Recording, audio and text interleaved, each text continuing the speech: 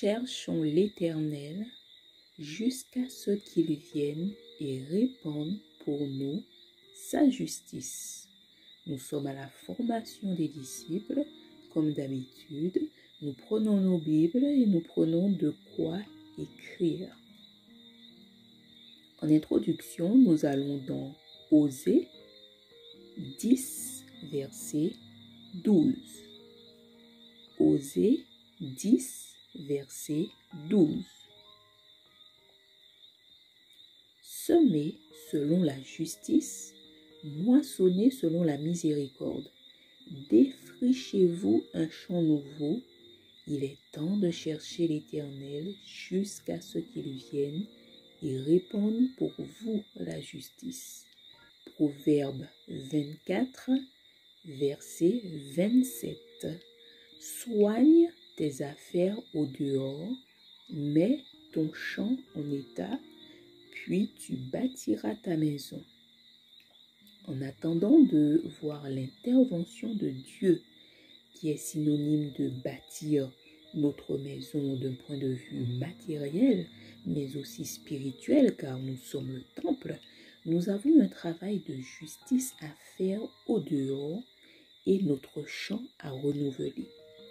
Alors, quand le passage nous dit « tu bâtiras ta maison, c'est ce qui est synonyme de ta vie, notre vie de succès en Jésus-Christ, donc l'abondance promise. Le chapitre 1, le travail de justice au dehors. En ce moment, nous passons tous par diverses épreuves. C'est le moyen que Dieu utilise pour voir si nous marchons par la foi.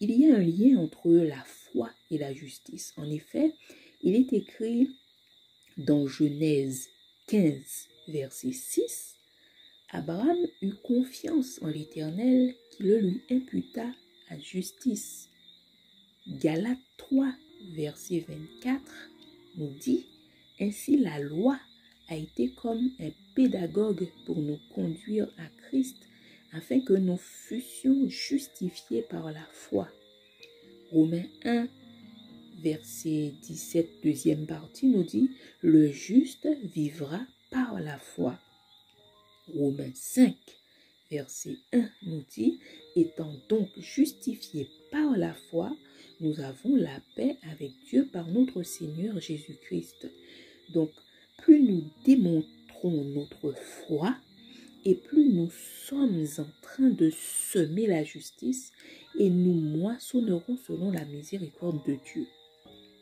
Le chapitre 2, notre champ à renouveler. Pour Abraham, défricher un champ nouveau, c'était le fait de quitter sa patrie pour aller vers une destination nouvelle. Pour Moïse, il fallait aussi quitter l'Égypte afin de, quelque part, nettoyer ses pensées de toute la sagesse de l'Égypte.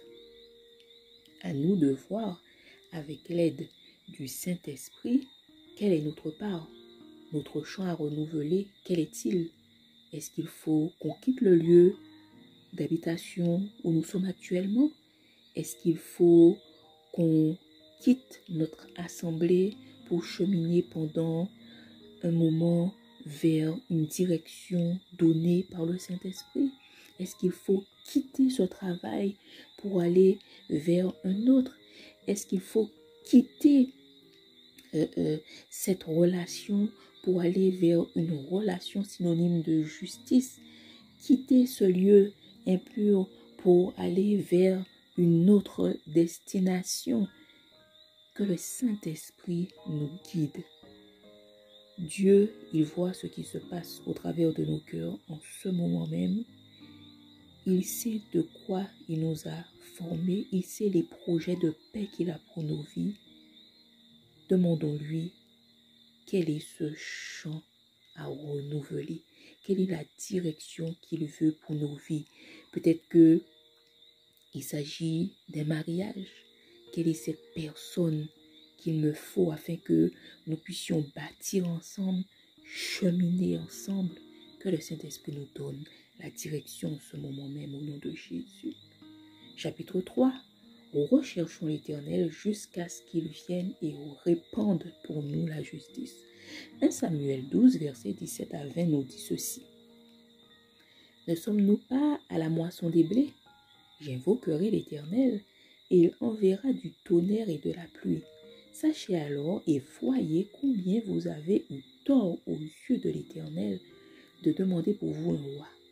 Samuel invoqua l'Éternel, et l'Éternel envoya ce même jour du tonnerre et de la pluie. Tout le peuple eut une grande crainte de l'Éternel et de Samuel. Et tout le peuple dit à Samuel, « Prie l'Éternel ton Dieu pour tes serviteurs, afin que nous ne mourions pas, car nous avons ajouté à tous nos péchés le tort de demander pour nous un roi. » Samuel dit au peuple, « N'ayez point de crainte. Vous avez fait tout ce mal, mais ne vous détournez pas de l'Éternel et servez l'Éternel de tout votre cœur. » Le peuple a eu tort de demander un roi. En effet, Dieu veut que nous apprenions à lui faire confiance et à le chercher en toutes circonstances. En agissant ainsi, nous allons attirer la justice de Dieu et il interviendra avec justice. En ce moment, nous tous, nous sommes en train d'espérer contre toute espérance. Notre foi est mise plus que jamais à l'épreuve.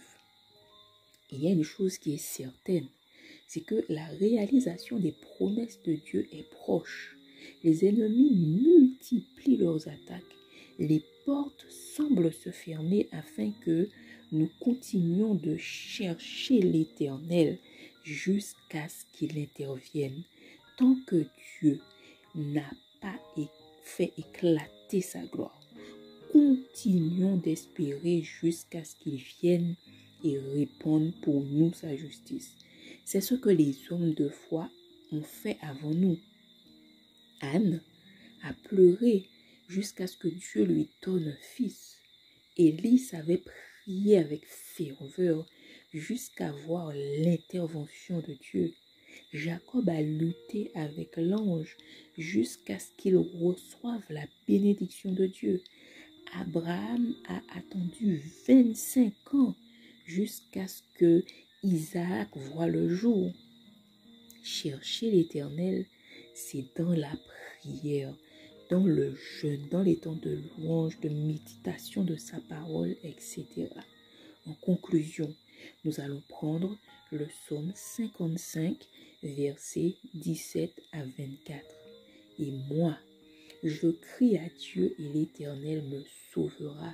Le soir, le matin et à midi, je soupire et je gémis. Et il entendra ma voix. Il me délivrera de leur approche et me rendra la paix. Car ils sont nombreux contre moi. Dieu entendra et il les humiliera. Lui qui de toute éternité est assis sur son trône. Car il n'y a point en eux de changement et ils ne craignent point Dieu. Il porte la main sur ceux qui étaient en paix avec lui. Il viole son alliance. Sa bouche est plus douce que la crème, mais la guerre est dans son cœur. Ses paroles sont plus onctueuses que l'huile, mais ce sont des épées nues. Remets ton sort à l'Éternel et il te soutiendra. Il ne laissera jamais chanceler le juste. Et toi, ô Dieu, tu les feras descendre au fond de la fosse. Les hommes de sang et de fraude n'atteindront pas la moitié de leur jour. C'est en toi que je me confie. Amen. Tant que nous n'avons pas vu la réalisation des promesses de Dieu, cherchons l'Éternel jusqu'à ce qu'il vienne et répande pour nous la justice. Amen. L'Évangile Plus vous souhaite un agréable moment sous le regard de Dieu et vous dit à bientôt.